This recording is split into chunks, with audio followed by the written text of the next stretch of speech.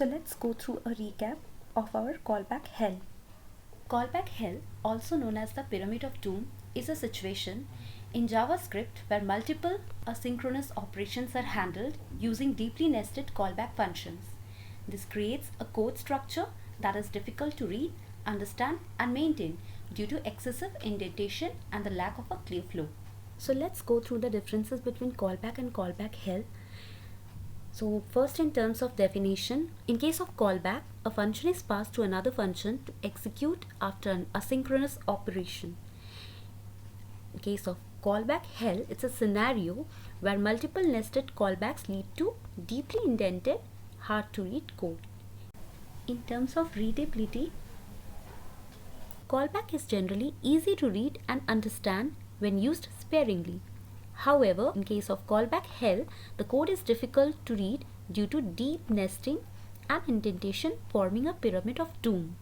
In terms of maintainability, callback is relatively easy to maintain in simple cases. However, in case of callback hell, the code is hard to maintain and update due to complex nested structure. In terms of debugging, callback is easier to debug when isolated in simple flat structures.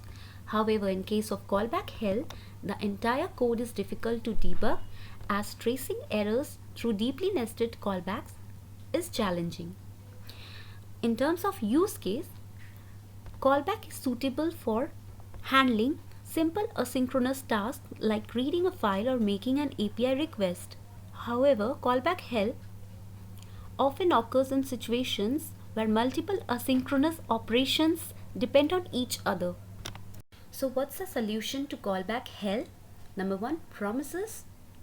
Number 2, async await. So promises can help in avoiding the callback hell by providing the structured way to handle the asynchronous operations using the .then method, due to which the code becomes more readable by avoiding the deeply nested callbacks. And number 2, async await. It can help in avoiding the callback hell by writing the asynchronous code that looks like the synchronous code, due to which the code becomes more cleaner and readable and reduces the complexity. So basically, a promise is an object representing the eventual completion or failure of an asynchronous operation. Essentially, a promise is a returned object to which you attach callbacks instead of passing callbacks into a function. Imagine a function, create audio files async, which asynchronously generates a sound file given a configuration, record, and 2 callback functions. One called if the audio file is successfully created and the other called if an error occurs. Okay, so let's see the example. Function success callback with result sent as the parameter, and there's a respective success message. Okay, and then we have the function failure callback in which error is passed as the parameter, and we have the respective error message. So we are calling create audio file async method and passing the parameters audio settings, success callback, and failure callback. So if create audio file async method were rewritten to return a promise, you would attach your callbacks to it instead.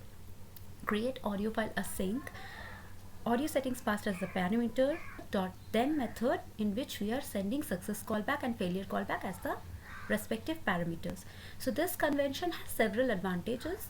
We will explore them gradually. Okay. So promise is in one of the states. Number 1, pending, initial state neither fulfilled nor rejected. Number 2, fulfilled, meaning that the operation was completed successfully. Number 3, rejected, meaning that the operation failed. So here a boy is saying, I promised to clean my room, and his mother is saying, fine, else you need to do the laundry. So if the boy's promise gets fulfilled, then he can go and play, else he has to do the laundry. Okay, a promise is said to be settled if it is either fulfilled or rejected but not pending.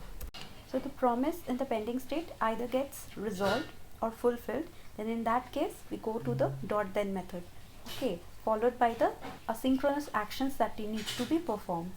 Else if it's rejected, then we go to .catch method where we do the error handling part.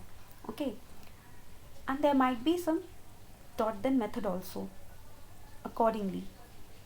Okay, according to our requirements. Both the resolve and reject returns promise. Okay, then our dot then method, dot catch method, this process gets repeated on and on. So this is basically called promise chaining. So here is our promise syntax. Okay, so let my promise equal our promise object within which we are passing the parameter a function, and within the function we have callback functions my resolve and my reject. There is the producing code which may take some time. Okay, so when successful, my resolve is called. When there is an error, this my reject function is called. Okay, now we have our consuming code which must wait for a fulfilled promise.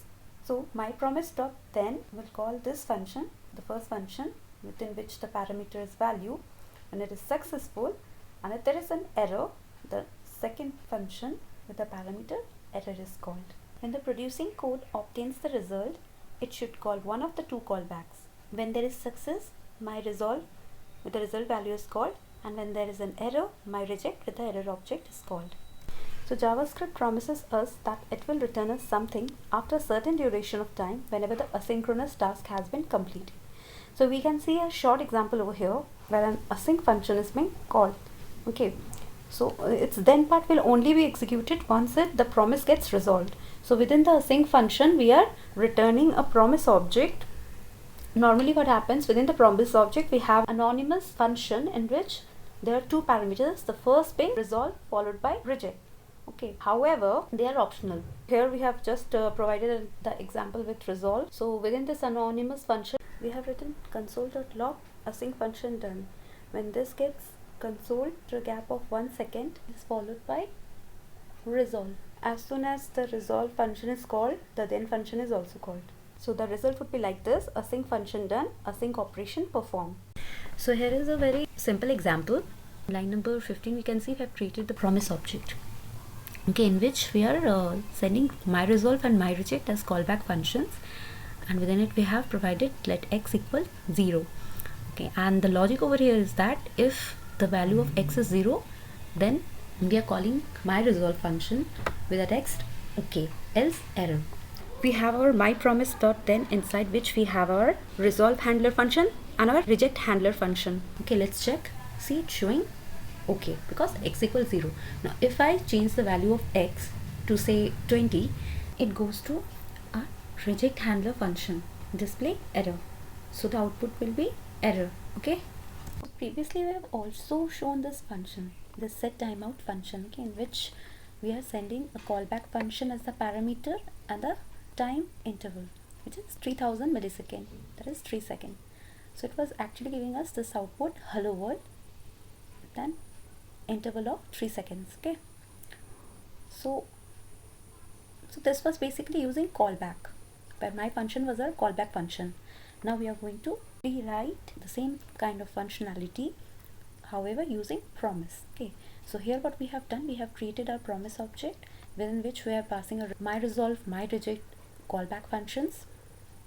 Okay, and we have put a set timeout function also, which has a my resolve function within it with our text hello world via promise passed as a parameter along with the time interval of 3 seconds.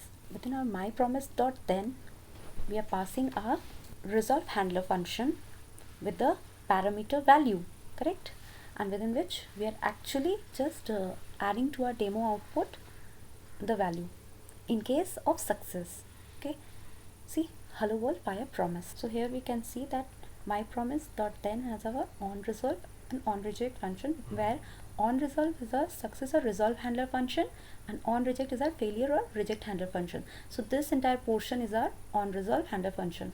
So for on reject, we will write another function and then as below my promise dot then we're having this function value for our on resolve function handler followed by our function then error.